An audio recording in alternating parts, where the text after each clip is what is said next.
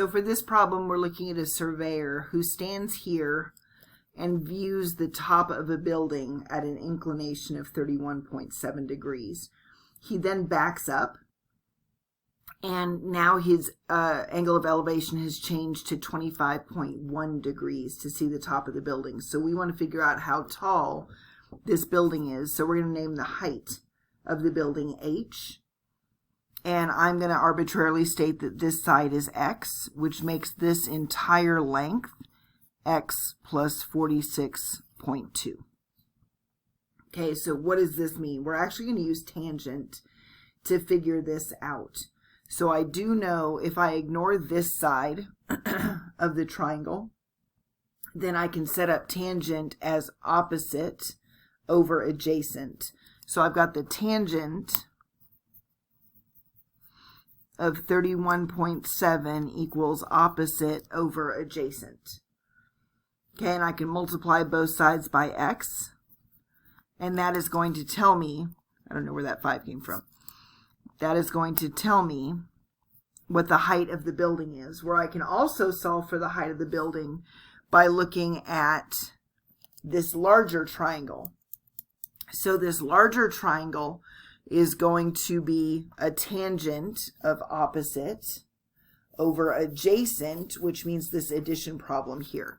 So I also have that the tangent of 25.1 equals h over x plus 46.2, which means if I very carefully multiply both sides by x plus 46.2, tangent of 25.1, I'll find out what h is again.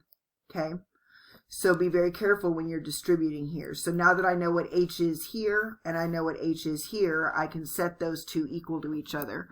So that gives me x times the sine of 31.7, and I'm going to go ahead and distribute this, equals x times the tangent of 25.1 plus 46.2 times the tangent of 25.1.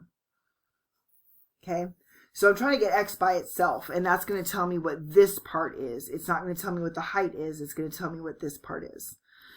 So I'm going to subtract x tangent of 25.1 from both sides. Where did I get sine from? Why didn't nobody stop me? Okay, this is supposed to be tangent. You're probably watching this going, where did that come from? Tangent, tangent. Because I'm thinking that we're not using law of sines for this. All right, so that gives me x times the tangent of 31.7 minus x times the tangent of 25.1 equals 46.2 times the tangent of 25.1. Okay, so I've just got 3 chunks here. I've got this chunk minus this chunk equals that chunk. Both of these chunks have an x. If they're like terms, I can add them together, but they're not. So you're going to factor out that x and get x tangent of 31.7 minus the tangent of 25.1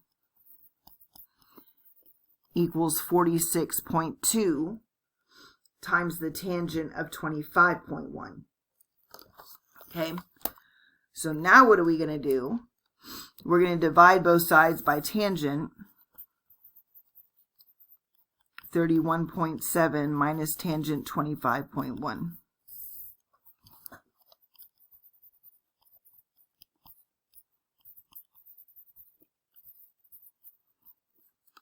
So you want to be really, really careful putting this in your calculator. This whole thing needs to be in parentheses.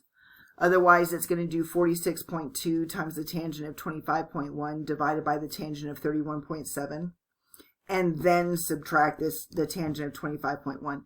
So in my calculator, I'm doing 46.2 times the tangent of 25.1 divided by parentheses the tangent of 31.7 minus the tangent of 25.1. And I did not get the right answer. Give me a second. I have this, I forgot a parenthesis, divided by the tangent of 31.7 close parentheses minus the tangent of 25.1 close parentheses, and I get 145.07, 23.93. So we just found this part of the triangle. I don't know if you can see the highlighting that well, but we just found that part of the triangle. So I can now use this smaller triangle to figure out the actual height of the building. So I'm going to use this green triangle right here, and I'm going to find the height of the building by just doing this part again right here. Well, I happen to know what x is. X is 145.072393. So I'm going to walk this back down here again. The tangent of 30, my pencil just broke, of 31.7 equals h over x. We'll multiply both sides by x,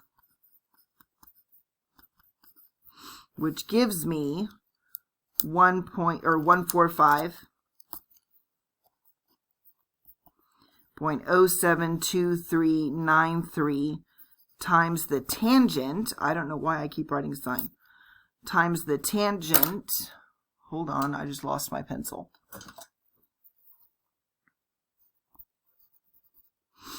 of what, 31.7 is going to give us what h is. So 145.072393 times the tangent of 31.7 gives us 89.59,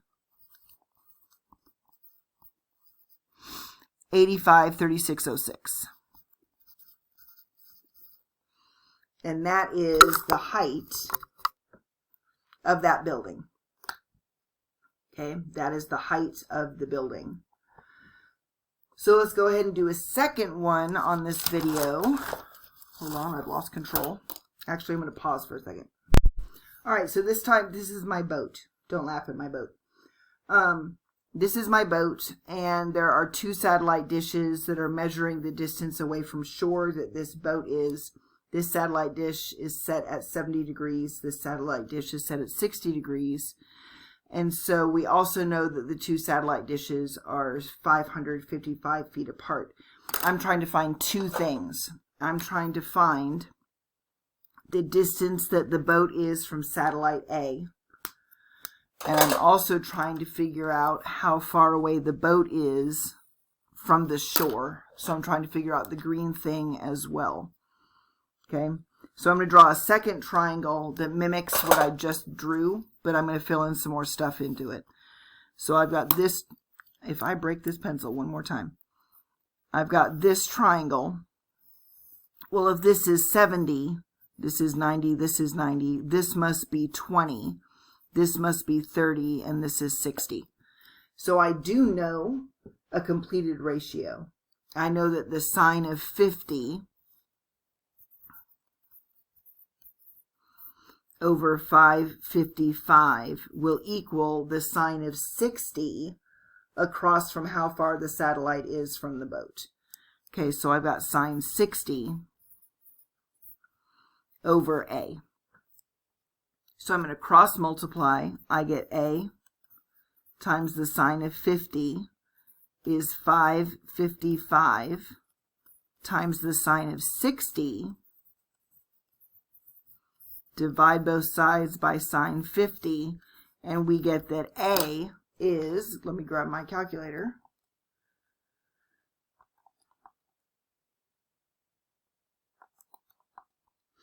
and we get 627,436.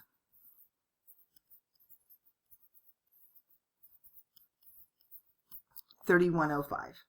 So that's how far this is. We just found the yellow thing. That's how far that is. Well, now we've got a completed ratio in that small triangle.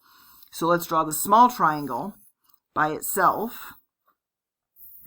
So if this is 90, this is 70, and this is 20, that means I know that if this is 627.436,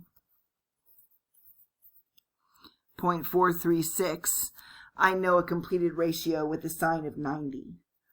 So the sine of 90 over the 627 number is going to equal the sine of 70 over the distance from the shore. So we'll just put x again. Okay, so this is going to be the distance from the shore, or this green part that we're finding now. So I'm going to cross multiply x times the sine of 90 equals 627. 436, 3105 times the sine of 70. Well, the sine of 90 is 1. So I can divide both sides by 1. And I can figure out what my secondary x is. Okay, so this is going to be 627, 46, 3105 times the sine of 70 divided by 1 gives me 589.59.